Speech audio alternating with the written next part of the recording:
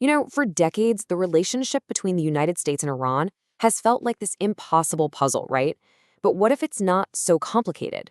What if it's actually a chain reaction, where every single event directly causes the next one? Well, that's what we're going to dig into. We're unpacking a fascinating analysis from a dissertation by Amir Mansouri, which sees 70 years of conflict as one long story of action, reaction, and counterreaction.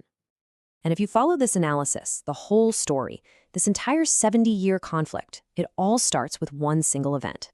This quote right here, from historian Stephen Kinzer, it just cuts right to the heart of the matter. It points to the 1953 overthrow of Iran's Prime Minister Mohammad Mossadegh as the original tragedy, the moment that set everything else in motion. All right, so here's how we're going to break it down. First, we'll look at the theory the source uses to understand this whole story. Then, we'll walk through the initial action. That's the 53 coup. After that comes the furious reaction, the 79 revolution. And finally, the modern counter-reaction, which is basically the standoff we see today, before we tie it all together. Okay, first things first, the theory. Before we dive headfirst into all the historical drama, we gotta understand the lens the source uses to look at everything. It's the framework for this entire 70-year saga. And that lens, that key concept, is something called neo-colonialism. The basic idea, which was really pushed by Ghana's first leader, Kwame Nkrumah, is that even when a country is supposedly independent, bigger powers can still pull the strings. They use things like economic pressure, political influence, covert ops to stand control. The dissertation uses this theory to interpret U.S. foreign policy in Iran. Okay, so with that framework in our back pocket, let's get into the first big event in this chain reaction, the action. And it's a story all about oil, money, and a nationalist leader who decided to stand up to a global superpower. And right at the heart of this whole thing was this company, the Anglo-Iranian Oil Company, or AIOC for short. I mean, it was unbelievably important for Britain. But if you look at a financial report like this one from 1950, you start to see why it made so many Iranians so angry. It all came down to a simple question: whose oil is it, and who's getting rich from it? And wow, this chart really lays it all out, doesn't it? So based on that report, in 1950, almost 65% of the profits went straight to the British government.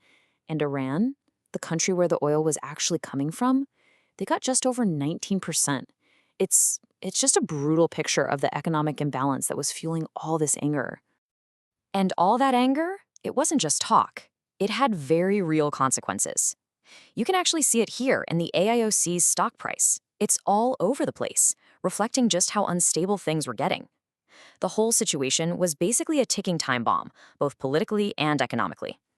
And right into the middle of this firestorm walks this guy, Mohammad Mossadegh. He was a huge figure for Iranian nationalism, and in 1951, he becomes prime minister, riding this massive wave of popular support. And his big promise? He was going to nationalize the AIOC. He was going to take Iran's oil back. To Iranians, he was a hero. But to the British, he was a nightmare. So here's where it gets really interesting. At first, the U.S. under President Truman was actually on Mossadegh's side. They saw him as a good way to keep Iran from falling under Soviet influence. But, and this is the absolute key, when the Eisenhower administration took over, the whole game changed. They started listening to the British, they got caught up in Cold War paranoia, and suddenly they saw Mossadegh not as an ally, but as a threat who might align with the Soviets. And that complete 180 in thinking led directly to Operation Ajax. The CIA gets together with Britain's MI6, and they cook up a plan to overthrow him. They start paying off military officers, paying protesters to cause chaos in the streets, and just like that, Mossadegh is out. And in his place, they put the young king, Mohammad Reza Shah, back in total control. This is the action. This is the moment the dissertation points to as the start of everything. So, the Shah is back on the throne, and he's learned a lesson from all this. Or at least, he thinks he has. His big takeaway was never, ever let the opposition get that strong again. So what does he do? He creates the Savak, this absolutely brutal and feared secret police force. And for the next 26 years, he rules with an iron fist, cracking down on any dissent, all while being one of America's closest allies in the region. And that, of course, brings us to the reaction. Because according to this analysis, the 1979 Islamic Revolution didn't just come out of nowhere. No, it was the direct and very angry response to that coup in '53 and the 26 years of dictatorship that followed it. Now, here's the crazy part. If you just looked at the numbers, you'd think things were going great under the Shah. I mean, look at this chart. Thanks to all that oil money, the economy was booming. Per capita GDP was growing. But all that growth was just papering over some really deep cracks. Just beneath the surface, resentment was boiling. So, if the economy was doing well, why was everyone so angry? What went wrong? Well, for starters, there was the Savak. People lived in constant fear of the secret police. Then there was the Shah's relationship with the US. He was seen as a puppet, and America was branded the Great Satan. His anti-Islamic policies angered the clergy. And then the Shah makes a huge fatal mistake. He exiles this charismatic cleric, Ayatollah Khomeini, and sends him to Paris, of all places. He basically hands him a global microphone to spread his revolutionary ideas. So you see where this is going, right? The whole point of this analysis is to see the '79 revolution not as a single event, but as this massive explosion of anger that had been building for decades. It was the people's reaction to a leader they felt was put there and kept there by a foreign power. And nothing illustrates that connection better than this. Think about the US Embassy takeover in 1979. It wasn't just some random act. According to analysis from a former hostage, one of the biggest reasons they did it was because they were terrified of history repeating itself. They believed the embassy was the CIA's base of operations, and they wanted to shut it down to prevent another 1953 coup. Okay, so that brings us to the final act in this drama, the counter-reaction. This is our world, today's world. It's defined by the US confronting the Islamic Republic, the very government that was born out of that revolution, and that government, in turn, is still acting based on what happened all the way back in 1953. And you really can't talk about the modern era without talking about the post-9/11 world, and specifically, the Bush Doctrine. This was a major shift in US foreign policy. It basically said, if we think you're a threat, we have the right to strike you first before you can strike us. And that set the stage for a whole new level of confrontation with Iran.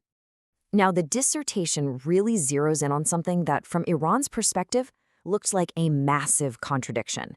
So the stated policy was all about stopping nations from getting WMDs. But then the US attacks Iraq, and it turns out, no WMDs. Meanwhile, North Korea, which seemed to actually have a nuclear device, doesn't get attacked. For Tehran, the message was clear. This isn't about principles. It's about who the US decides it can push around. So when you look at it from Iran's point of view, as laid out in the source, this deep mistrust of the US isn't new. It's built on decades of history. You've got the original sin of the 1953 coup. You've got what they see as total hypocrisy on nuclear weapons. You've got the memory of the US backing Saddam Hussein in the horrific Iran-Iraq war. And on top of all that, you have decades of crippling sanctions. It's just layer upon layer of grievances. All right, so we've seen the action, we've seen the reaction, and we've seen the counter-reaction. Let's put it all together and see what this 70-year chain of mistrust actually looks like.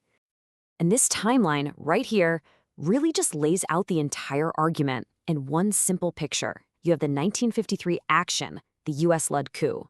That leads directly to the 1979 reaction, the Iranian Revolution. And that, in turn, sparks the modern counter-reaction, where the US is in a standoff with the very government that was created by that revolution. You see, it's a perfect tragic loop. Which leaves us with one last really big question. If this analysis is right, if these 70 years of conflict are really just one long chain reaction, then maybe the most important question we can ask isn't who's to blame today, but can a chain like this ever be broken?